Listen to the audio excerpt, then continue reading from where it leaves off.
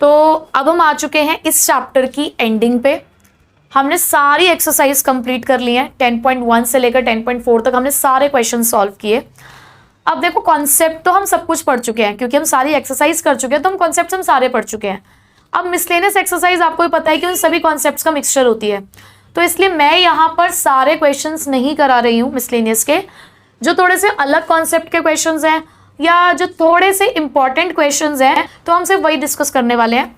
In case of अगर कोई miscellaneous का ऐसा क्वेश्चन होता है जो मैंने नहीं कराया, जो मैंने आपको खुद करने के लिए दिया है, लेकिन आपको नहीं समझ में आ रहा है, तो आप वो मुझे बता देना। आप तो डायरेक्ट बता सकते हो, यूट्यूब वाले कमेंट्स बॉक्स में बता सकते हैं, तो वो वाले का सॉल्यूशन भी फिर मैं अलग से वीडियो बना के डाल दूंगी, ठीक है। तो स्टार्ट करते हैं पहले आज मिसलेनियस एक्सरसाइज नंबर 10, जिसका आज हम करने जा रहे हैं सबसे पहले क्वेश्चन नंबर 5, ठीक है। तो देखिए क्वेश्चन है क्या, क्वेश्चन है find the value of x, find the value of x for which the x और ब्रैकेट में है i प्लस जे प्लस के इज अ यूनिट वेक्टर। उन्होंने कहा है कि अगर आप x और इसके साथ i j k co dot product करते हैं, बेसिकली डॉट प्रोडक्ट ही है, तो यहां पर ये एक यूनिट वेक्टर है, इससे बनने वाला जो वेक्टर है वो एक यूनिट वेक्टर है। चलो मैं इस वेक्टर को नाम दे देती हूं a वेक्टर। तो a वेक्टर हमारा बेसिकली है क्या, xi plus xj plus xk, ठीक है। अब हम निकालते हैं इस a वेक्टर का मैग्नीट्यूड। तो अब जब इस a वेक्टर का मैग्नीट्यूड निकालेंगे तो x का स्क्वायर प्लस x का स्क्वायर प्लस x का स्क्वायर, क्योंकि आपको पता है ना कि इनके drs का ही स्क्वायर होता है मैग्नीट्यूड, तो ये आपका हो गया 3x स्क्वायर। अब क्योंकि एक a वेक्टर एक यूनिट वेक्टर है, उन्होंने बोला ना कि ये वेक्टर एक यूनिट वेक्टर है, तो आपको ही पता है कि जितने भी यूनिट वेक्टर्स होते हैं उनका मैग्नीट्यूड किसके बराबर होता है, 1 के बराबर। तो आप यहाँ 1 लिख सकते हो। नाउ स्क्वायरिंग बोथ साइड्स, अब आप क्या करेंगे, आप स्क्वायरिंग बोथ साइड्स जब करोगे तो 1 इज इक्वल्स टू रूट हट जाएगा, ये बचेगा 3x स्क्वायर। तो 3x स्क्वायर के बाद x square is equals to 1/3, तो आपके x की वैल्यू आ गई प्लस माइनस अंडर रूट के अंदर 1/3, x is equals two plus minus 1/√3, ठीक है। तो हमें सिर्फ x की वैल्यू ही निकालनी थी इस क्वेश्चन में, जो हमारी आ चुकी है। 7th क्वेश्चन करा रही हूं अब मैं आपको, 7th question. If A vector is I plus j plus k and B vector is 2i minus j plus 3k and C vector is I minus 2j plus k, find a unit vector। आपको एक unit vector निकालना है parallel to the vector 2a minus b plus 3c, यानी कि पहले आपको इस vector को बनाना पड़ेगा। तो मैं इस वेक्टर को ना d नाम दे देती हूँ। तो हम पहले इस d वेक्टर को बना लेते हैं कि क्या है। तो 2a यानी कि पूरा ये वाला vector i plus J plus के माइनस b, तो माइनस b का मतलब क्या है, पूरा b वाला वेक्टर 2i माइनस जे प्लस 3k, और फिर उसके बाद है प्लस 3c यानी कि i minus 2j plus k, ठीक है। तो हमने इक्वेशन बना ली है। अब 2i plus 2j plus 2k, minus का साइन है तो सबके सिंबल चेंज हो जाएंगे, ये हो जाएगा प्लस का और ये हो जाएगा माइनस का 3k, 3 अंदर सबके साथ मल्टीप्लाई होगा तो 3i minus 6j plus 3k। अब हमारे पास बचा क्या, 2i से ये 2i कैंसिल, हमने प्लस के 2i से माइनस का 2i कैंसिल किया और एक ही i बचा हमारे पास अब 3i। j पे अगर हम जाएं तो 2j plus j 3j, 3j minus 6j तो माइनस का 3j, 2k प्लस 3k यानी कि 5k, 5k माइनस 3k तो ये बचेगा प्लस का 2k। ये हमारा निकल गया है डी वेक्टर। अब क्योंकि हमें इसका यूनिट वेक्टर निकालना है तो हमें इसके मैग्नीट्यूड की भी जरूरत है, तो साथ साथ निकाल लेते हैं। 3 का स्क्वायर 9 माइनस 3 का स्क्वायर अगेन 9, 2 का स्क्वायर 4, तो ये हो गया आपका 18 प्लस 4 यानी कि √22। तो आपका जो यूनिट वेक्टर है, आपको पता है फॉर्मूला क्या होता है, d vector upon D vector का मैग्नीट्यूड। तो आपका यूनिट वेक्टर बनेगा 3/√22i, उसके बाद माइनस 3/√22j प्लस 2/√22k, यही हमें निकालना था। अब हम करने जा रहे हैं question number 10। The two adjacent sides of a parallelogram are 2i minus 4j plus 5k and i minus 2j minus 3k. Find the unit vector parallel to its diagonal. Also find its area. तो हमें यहाँ पे ना दो चीजें find out करनी है. एक तो हमें फाइंड आउट करना है एक ऐसा यूनिट वेक्टर जो इसके डायगोनल के पैरेलल हो. दूसरा हमें एरिया. आपने एरिया ऑफ पैरेललोग्राम तो निकालना सीखा है, लेकिन आपने डायगोनल वेक्टर क्या होता है आपको वो नहीं पता कि एक ऐसा वेक्टर जो हमारे डायगोनल के पैरेलल हो. तो अगर कभी भी आपको इस तरीके का वेक्टर फाइंड आउट करना हो जो डायगोनल के पैरेलल हो, तो आपको सिंपली करना है A vector plus B vector. ठीक है, आपको दोनों वेक्टर को प्लस करके एक नया वेक्टर क्रिएट कर लो, सी वेक्टर. तो ये हो गया आपका, देखो 3i -4 और प्लस माइनस माइनस ही रहेगा, तो ये हो जाएगा आपका माइनस का 6j 5 - 3 प्लस का 2k. ठीक है, अब ये वाला हमारा वेक्टर बन चुका है जो हमारा पैरेलल है किसके, इसके डायगोनल के. बट हमें यूनिट वेक्टर निकालना है. अब आपको भी पता है कि यूनिट वेक्टर के लिए आपको इसके मैग्नीट्यूड की भी जरूरत है, तो मैग्नीट्यूड निकाल लो. 3 का स्क्वायर 9, 6 का स्क्वायर 36 और 2 का square 4 √49 which is equal to the 7.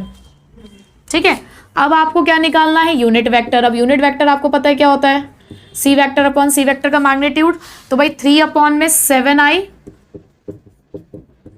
उसके बाद -6 अपॉन में 7j प्लस 2 अपॉन में 7k. ये तो हमने इसके एक पार्ट का आंसर निकाला है.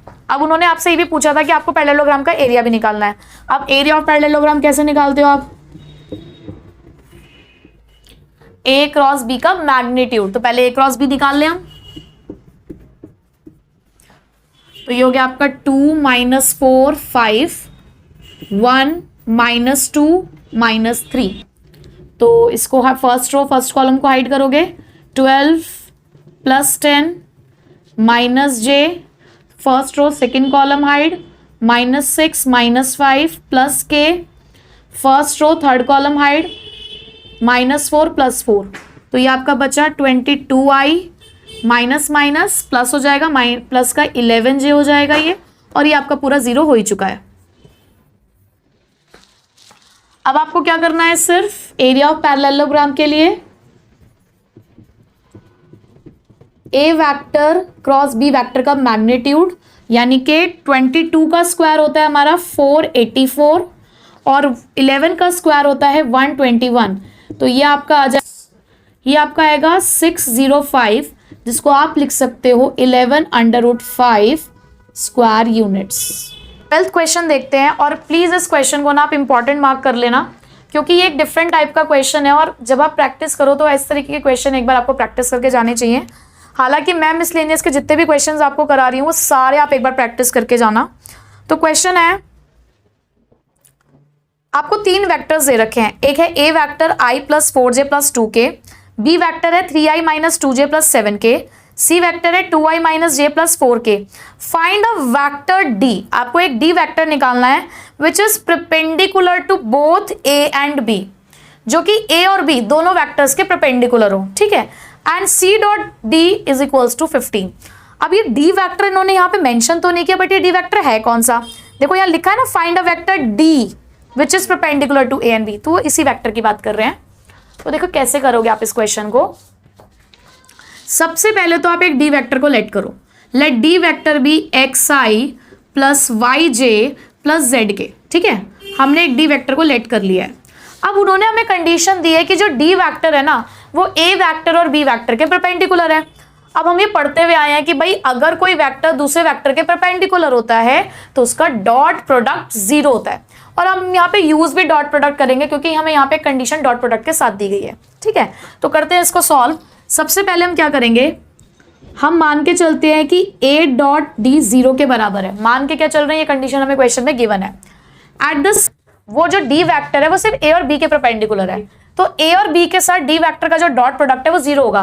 तो पहले हम ए के साथ डॉट प्रोडक्ट निकालेंगे, फिर बी के साथ निकालेंगे. ठीक है, तो ए वेक्टर हमारा क्या है, i + 4j + 2k, और डी वेक्टर हमने लेट किया ही है xi + yj + zk. ठीक है, ये किसके इक्विवेलेंट है, 0 के. अब 1 × x x, 4 × y 4y, 2 into Z 2z, ये z है, इसे 2 मत मान लेना। देखो हमें यहां से एक इक्वेशन मिली है, this is our equation number 1।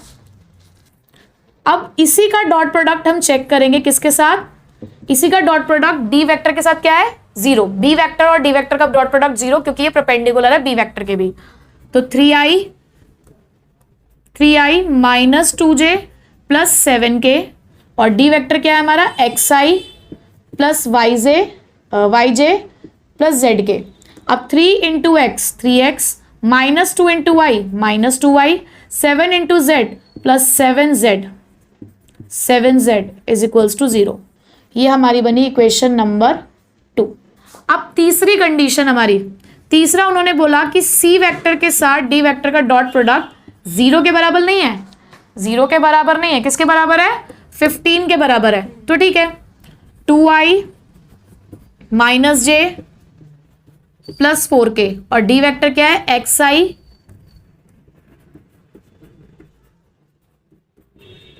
Plus yj plus zk is equals to 15। अब 2 into x 2x minus 1 into y minus का y 4 into z plus 4z, but ये किसके बराबर है 15 के बराबर है। ये हो गई हमारी इक्वेशन नंबर 3। क्या है डी तो हमने लेट करा है क्योंकि उन्होंने बोला था कि एक डी वेक्टर है जो ए और बी के परपेंडिकुलर है। ठीक है, अब देखो आपको ना 3 इक्वेशन मिली हैं, आपको इन तीनों इक्वेशन से एक्स वाई जेड की वैल्यू निकालनी है जो कि आपने निकाली सीखी हुई है, आपको आती होंगी ना किस तरीके से एक्स वाई जेड की वैल्यू निकालनी है। अगर नहीं आती है तो मैं निकालना सिखाऊं। देखो पहले हम क्या करते हैं, देखो 2 तरीके से आप इसको कर सकते हो, सब्स्टिट्यूशन और एलिमिनेशन मेथड, दोनों से आप कर सकते हो। देखो आप यहां से x की वैल्यू निकालो, x की वैल्यू निकाल के आप इन दोनों में पुट कर दो, तो उससे क्या होगा y और z में कन्वर्ट हो जाएगा क्वेश्चन, तो आप इजीली इसको सॉल्व कर सकते हो। ठीक है, तो मैं यही कर देती हूँ, सिंपल मेथड यही वाला है। अदरवाइज हम ऐसे भी कर सकते हैं कि पहले इन दोनों को सॉल्व करूंगी फिर इन दोनों को सॉल्व करूंगी, तो मुझे ये वाला मेथड ज्यादा बेस्ट लग रहा है। तो मैं यहां से x की वैल्यू निकाल रही हूँ माइनस का 4y माइनस का 2z। ठीक है, और इस वैल्यू को हम पुट करेंगे, put the value of x in equation 3 second and 3। ठीक है, देखो करने का तरीके और भी होते हैं थोड़े से डायरेक्ट लेवल के, हाई लेवल के, बट मैंने थोड़ा सा सिंपलेस्ट मेथड कराती हूँ जो हर तरीके के बच्चे को समझ में आए ताकि हर एक बच्चा सॉल्व कर सके। तो बस क्या करो, यहाँ पे ना x की वैल्यू पुट कर दो।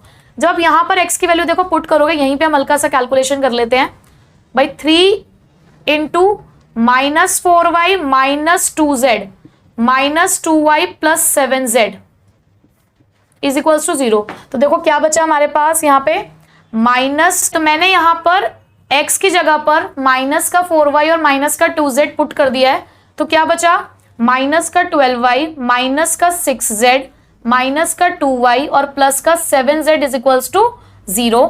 तो ये हो गया देखो आपके पास अब माइनस का 12y और माइनस का 2y यानी कि माइनस का 14 और ये बचेगा आपका प्लस का z इज इक्वल्स टू 0। एक इक्वेशन हमें ये मिल गई, इक्वेशन नंबर 4। अब यहां अगर मैं x की वैल्यू डालूं तो देखो 2 माइनस का 4y माइनस का 2z माइनस का y प्लस का 4z इज इक्वल्स टू 15, तो माइनस का 8y माइनस का 4z minus y plus 4z is equals to 15। अब देखो ये प्लस के 4z से माइनस का 4z कैंसिल हो रहा है, बचा माइनस का 9y इज इक्वल्स टू 15, तो y is equals to 15 upon में 9, ये माइनस का ही चल रहा है, तो बेसिकली y की वैल्यू क्या आ गई आपकी -5/3। ठीक है, इस -5/3 को आप यहां डालोगे आपको z की वैल्यू मिल जाएगी, तो माइनस का 14 इंटू माइनस का 5/3 plus z is equals to 0, आपका 70/3 plus z is equals to 0, तो z की वैल्यू आ गई -70/3, z की वैल्यू मिल गई। अब इन दोनों की वैल्यू अगर आप यहां डाल दोगे तो आपको x की वैल्यू मिल जाएगी, तो x is equals to -4 into minus का 5/3 -2 इंटू माइनस का 70/3, तो ये हो गया x is equals to 20/3 plus 140/3, तो x की वैल्यू आ गई 160/3। अब देखो मुझे एक्स वाई जेड की वैल्यू मिल चुकी है, तो क्या मैं अपना डी वेक्टर नहीं बना सकती हूँ? तो मेरा देखो डी वेक्टर यहाँ पे क्रिएट हो चुका है, मेरे पास वहां जगह नहीं है और दिखेगा भी नहीं, इसलिए मैं यहां लिख रही हूं हमारा डी वेक्टर। तो हमारा डी वेक्टर बना है, d vector is equals to x, x की वैल्यू क्या है 160/3i, वाई की वैल्यू क्या निकाली हमने, देखो वहां पर वाई की वैल्यू हमने यहां निकाली माइनस का 5/3j, और z की वैल्यू हमने क्या निकाली है माइनस का 70/3। तो ये आ गया हमारा डी वेक्टर और यही हमें फाइंड आउट करना था। 13th क्वेश्चन देखते हैं। The scalar product of the vector i plus J plus के विद अ यूनिट वेक्टर। पहली बात तो स्केलर प्रोडक्ट क्या है, स्केलर प्रोडक्ट है हमारा डॉट प्रोडक्ट, ठीक है। डॉट प्रोडक्ट बोला है उन्होंने किस वेक्टर का, i j k, जिसको मैंने यहाँ पे a वेक्टर लेट किया हुआ है, विद अ यूनिट वेक्टर, किसी एक यूनिट वेक्टर के साथ, along with the sum of the vectors, और ये दो वेक्टर्स और दे रखे हैं इनके सम के साथ। मतलब मुझे इस वेक्टर का डॉट प्रोडक्ट करना है इन दोनों वेक्टर के सम से बनने वाले एक वेक्टर का, और वो वेक्टर कैसा होना चाहिए, यूनिट वेक्टर होना चाहिए, और वो जो स्केलर प्रोडक्ट है ना वो 1 के बराबर है, ठीक है। Then find the value of lambda. कई बार क्या होता है ना, क्वेश्चन होता तो इजी है लेकिन उसकी लैंग्वेज समझने में प्रॉब्लम आती है। तो मुझे सबसे पहला काम क्या करना है, मुझे सबसे पहले इन दोनों को ऐड करना है, इनसे बनने वाले वेक्टर का मुझे निकालना है यूनिट वेक्टर, ठीक है। तो करते हैं, v प्लस सी से बनने वाला वेक्टर मैंने उसको डिलीट कर लिया है, तो डी वेक्टर हो गया हमारा 2 plus lambda i plus 4 plus 2 यानी कि 6j माइनस 5 प्लस 3 यानी कि माइनस का 2k। अब ये मैंने सिर्फ वेक्टर निकाला है, मुझे इसका यूनिट वेक्टर निकालना है। तो यूनिट वेक्टर निकालने के लिए मुझे क्या करना होगा, पहले इसका मैग्नीट्यूड निकालना होगा। तो 2 प्लस लैम्डा स्क्वायर, 6 का स्क्वायर हो गया 36, 2 का माइनस 2 का स्क्वायर हो गया 4,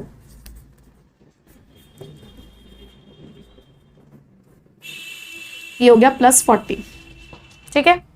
अभी हम इसको इतना ही रहने देते हैं, यहीं पे छोड़ते हैं।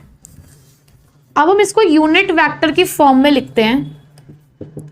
तो आपका ये वेक्टर बना था ये पूरा, आप लिखोगे 2 plus lambda i plus 6j minus 2k, upon में ये पूरा लिखना है आपने 2 प्लस लैम्डा स्क्वायर प्लस 40। अब उन्होंने आपको क्वेश्चन में कंडीशन क्या दी थी कि ए वेक्टर का स्केलर प्रोडक्ट इस यूनिट वेक्टर के साथ 1 के बराबर है।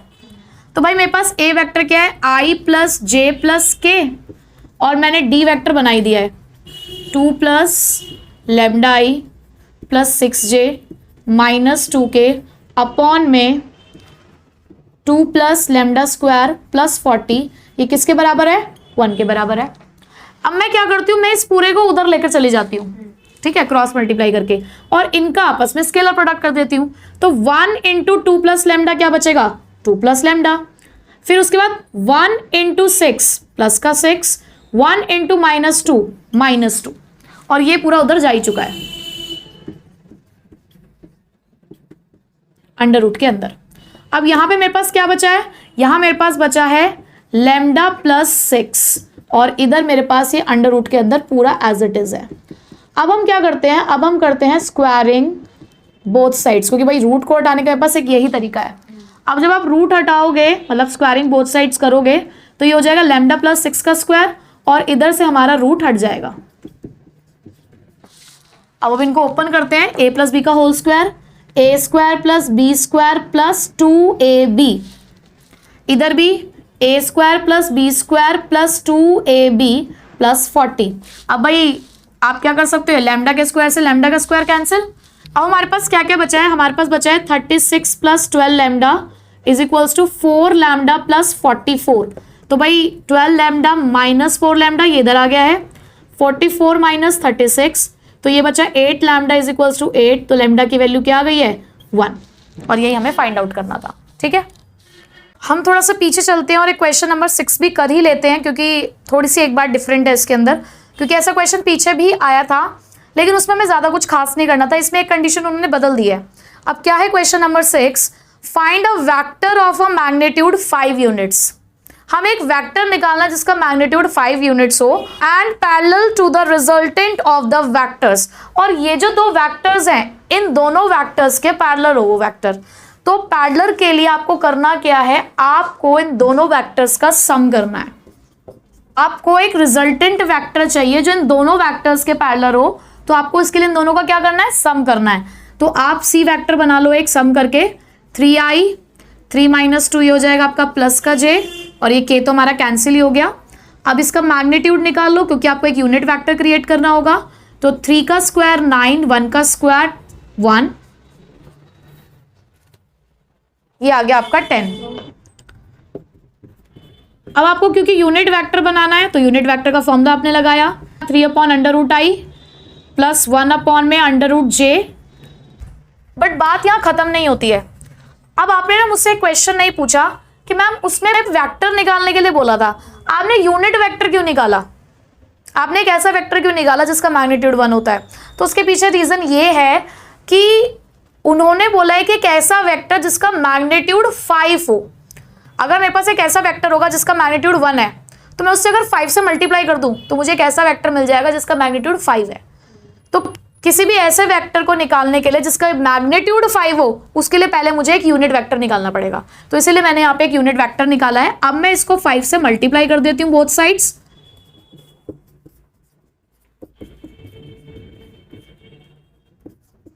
तो देखो हमारा रिजल्टेंट वेक्टर क्या हुआ, 15/√i प्लस 5/√10j।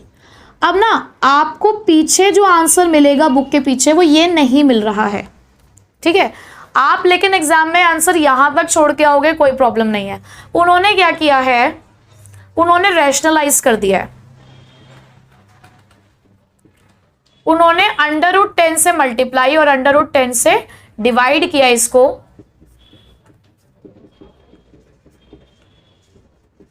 तो भाई देखो ये हो गया आपका 15√10/10 i प्लस 5/√10/10j।